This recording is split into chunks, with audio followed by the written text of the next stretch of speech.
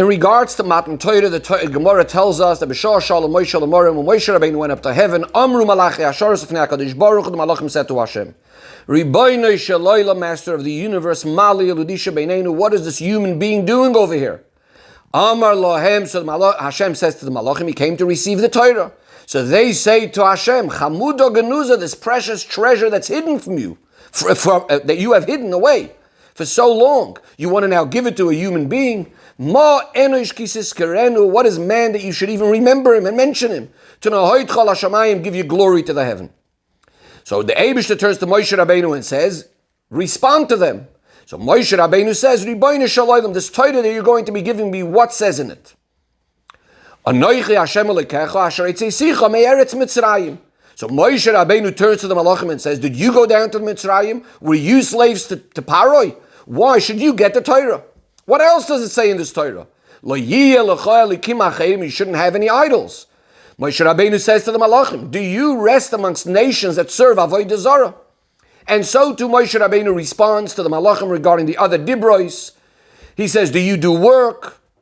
So therefore the concept of Shabbos doesn't apply. Do you do business? And therefore the concept of swearing falsely doesn't apply.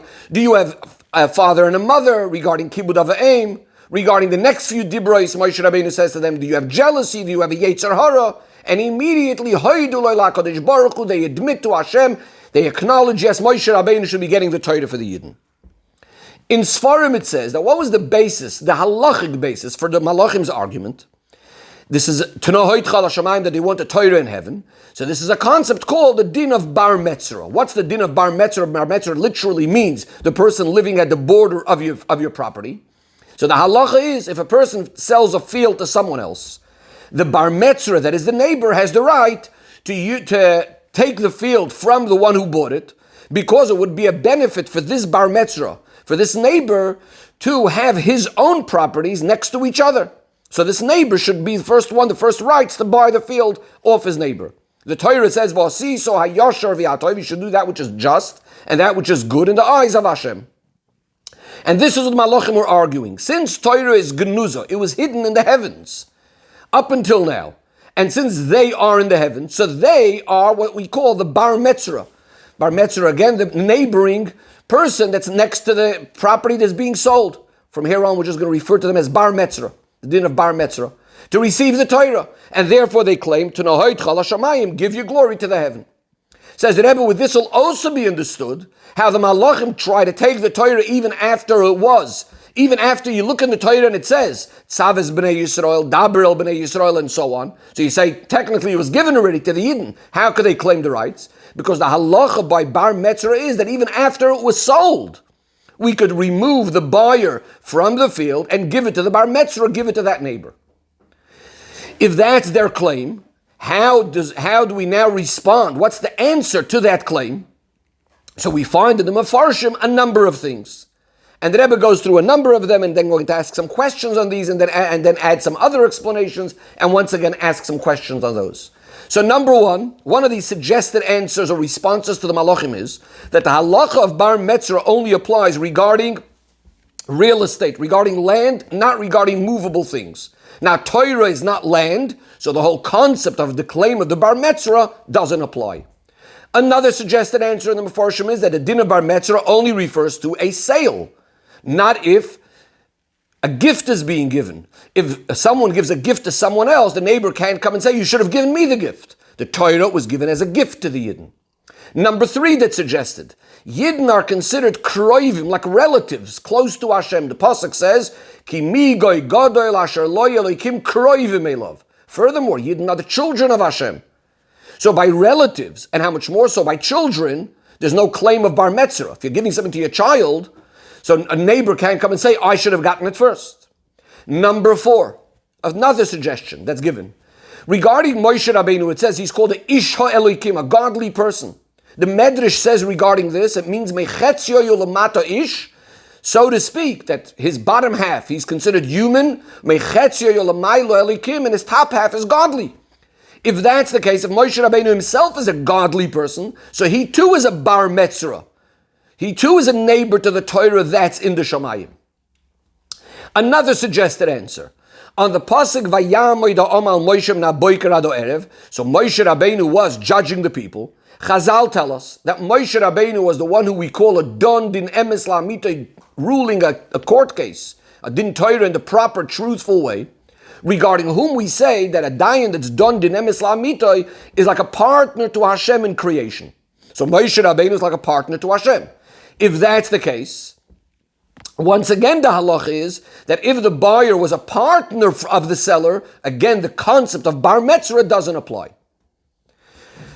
Now the Rebbe says, possibly one could ask regarding these last two questions of saying that Moshe Rabbeinu is a godly person or Moshe Rabbeinu is a partner. You might say, yeah, but Moshe Rabbeinu wasn't taking the Torah for himself. Moshe Rabbeinu was taking the Torah for all the Yidden. So how does it help that Moshe Rabbeinu is also a partner or a godly person?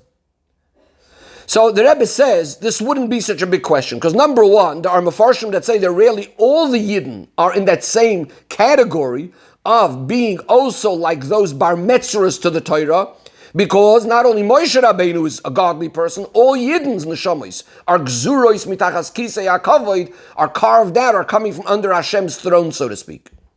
Also regarding this idea of Moshe Rabbeinu being a partner, it's not only Moshe Rabbeinu, all Yidden are partners to Hashem. Because Yidden at this point had already received the mitzvah of Shabbos in Moro, which is before Matan Torah. The Razal tell us that anybody that davens on Erev Shabbos says Vayichulu in the evening of Shabbos, in other words, keep Shabbos properly and so on, is like also a partner to Hashem in Ma'aseh Bereishis. So therefore, these ideas would not only apply to Moshe Rabbeinu, but really to all the Yidden. But the truth of the matter says that Rebbe is really tzarech iyun. We need to have understanding all of these answers. There's a problem. Because we call it our Iker Chaser Min HaSefer. We're trying to say that this is the response that Moshe Rabbeinu would have given to the Malachim. But if that's the case, it doesn't seem like any of these are mentioned or hinted in any way. In the words that Moshe Rabbeinu is saying to the Malachim, we don't find a hint to any of these sorts of ideas of why the din of bar metzora wouldn't apply. In fact, if anything, the last three answers that we brought, which we'll go through again in a minute, if anything is actually going to be opposite of what Moshe Rabbeinu is saying. How is that? In those three answers, we're all emphasizing how Moshe Rabbeinu and the Yidden are close or relatives or children to Hashem, as we said, or that they themselves are godly and spiritual, or they are partners to Hashem. But what is Moshe Rabbeinu saying? What does the Gemara say Moshe Rabbeinu saying? If anything, exactly the opposite. Why should you get the Torah? It's only the Yidden that went out into Mitzrayim and so on. It's all more about bringing out the Gashmias of the buyer in this case. Jealousy, Yetzer Hara. The answers are not bringing out the spirituality of Yidden. If anything, the opposite. Also says the Rebbe, looking more carefully at the answers, the Rebbe is going to ask questions on the first two answers in addition again to the general answer, the general problem that none of this is hinted in the words of Moshe Rabbeinu. So the first answer we gave was that Torah is not real estate, and by the din of metaltal and by movable objects, the din of bar metzora doesn't apply. But the Rebbe says this is a problem.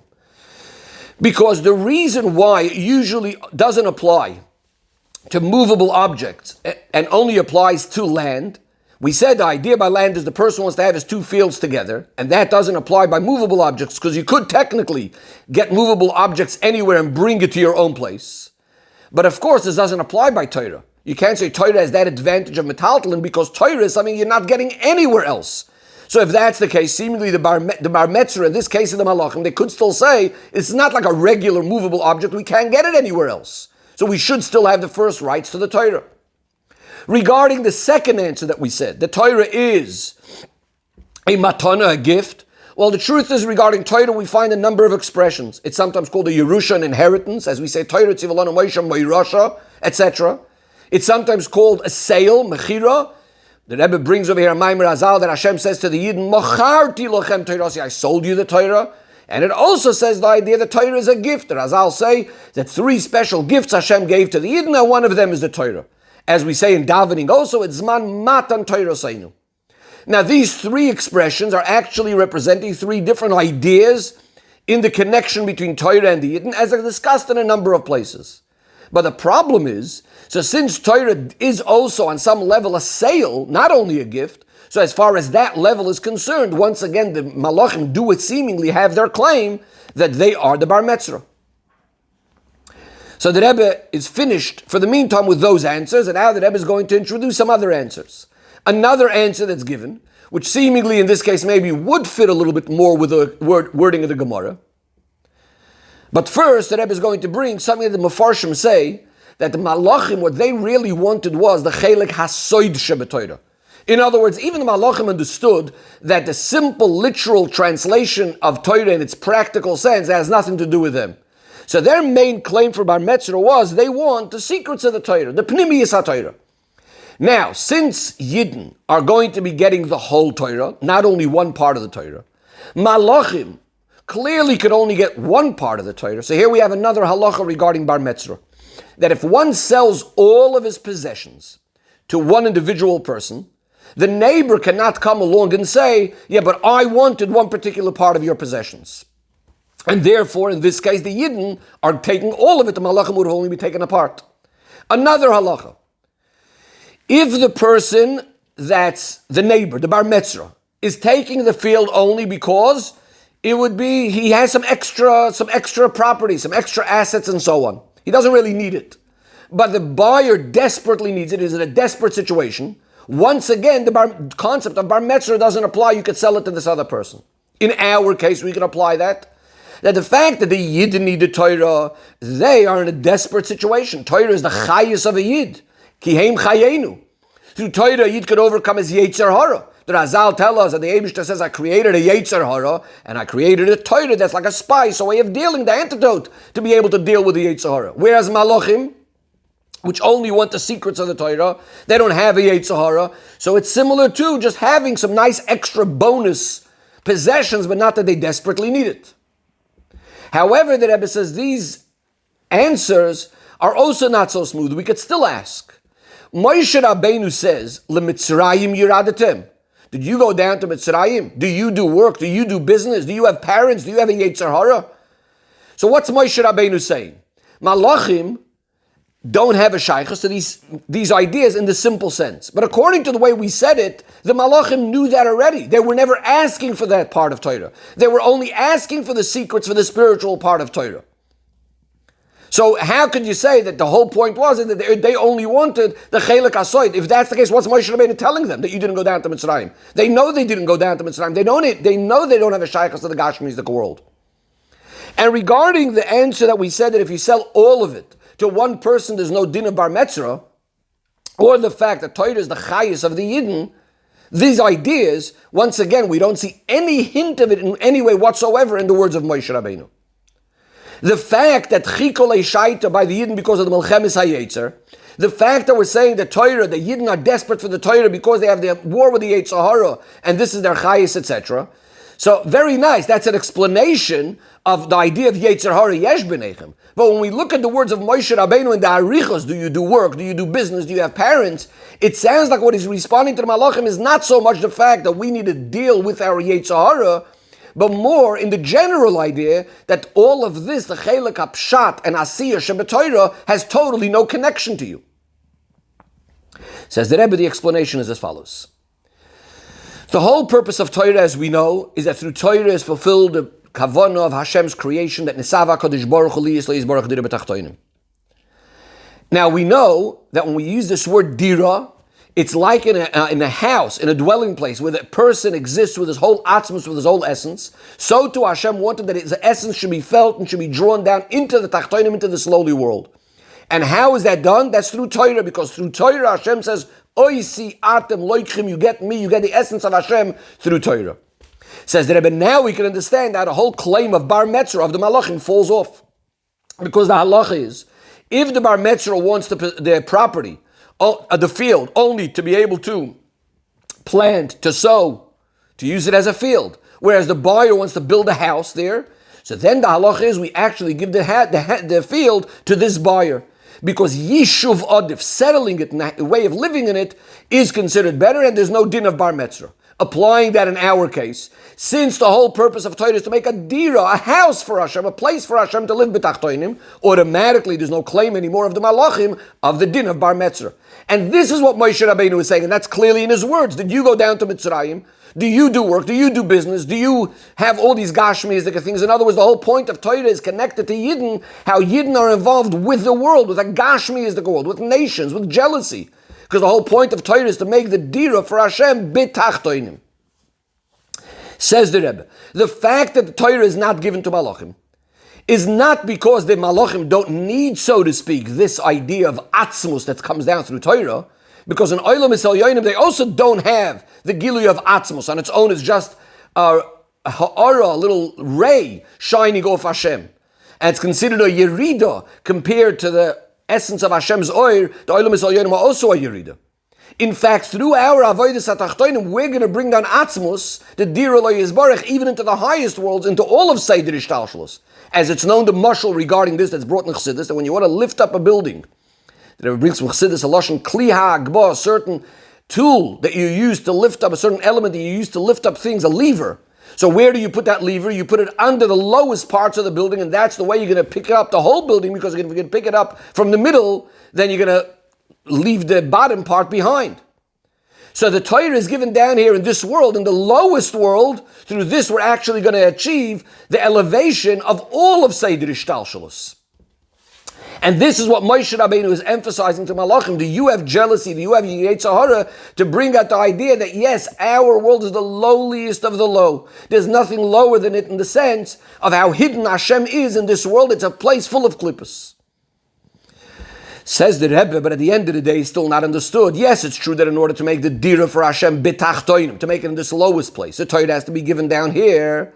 But seemingly the Malachim could still be claiming dina de Bar Metzra. They could say, very nice, a house, so we'll make a dira for Hashem up in the Elyonim. Why can't we make the dira up in the higher worlds? We have to say, says the Rebbe, that the concept of a dira to bring down atzmus, in fact, cannot be done at all in the Elyonim through the Avodas HaMalachim. It's specifically through Avodas HaTachtonim that we could draw down atzmus, and through drawing it down here, it elevates all of Seder Ishtalshalos. Why is that? How is that? The Rebbe says the koyach of atzmus that's in Torah is specifically revealed and comes down in the avodah that a neshama is found inside the limitations of our world. That means the neshama is in a place that's filled with klipos, filled with sitra achra that are against Hashem mamash. In this lowly world, it's fighting with its Yetzer Hara, it's breaking all of the concealments, transforming it from darkness to light. This idea of iskafia and hishapcha, of these klipos which are literally opposing to Hashem, to transform it into a matter of kedusha, this is what we call hischachus. This is a novelty. We're taking from yesh, from existence, from yeshus, and we're making it into ayin, we're making it bottled to Hashem. Says the Rebbe, this idea, this chidush that a yid is doing, that the koyach of that is only from the essence of Hashem himself. Only Hashem himself has the power to create yesh me'ayin, and only He is the one that gives us this amazing koyach that we can take the yesh and turn it into ayin, turn it into bittul to Hashem. Says the Rebbe, this idea that it's specifically in our world that we have this concept of ischachos, of creating something new, so to speak, completely, is also hinted in Moshe Rabbeinu's words when he says to the Malachim, do you have an avaim, do you have parents? It's known that the whole concept of giving birth is similar to the idea of creating yesh me'ayin. And this is only with the koyach of the Ein Sof. This idea doesn't exist by Malachim. And this is what Moshe Rabbeinu was arguing, that this koyach of ischachus is only by the shamas down here, because only in the avodah in this world, they, so to speak, are creating, giving birth, taking matters of the lowliest world and transforming them. And through that, all of Seder Ishtalshalos, making it into a dira for the very, very essence of Hashem himself.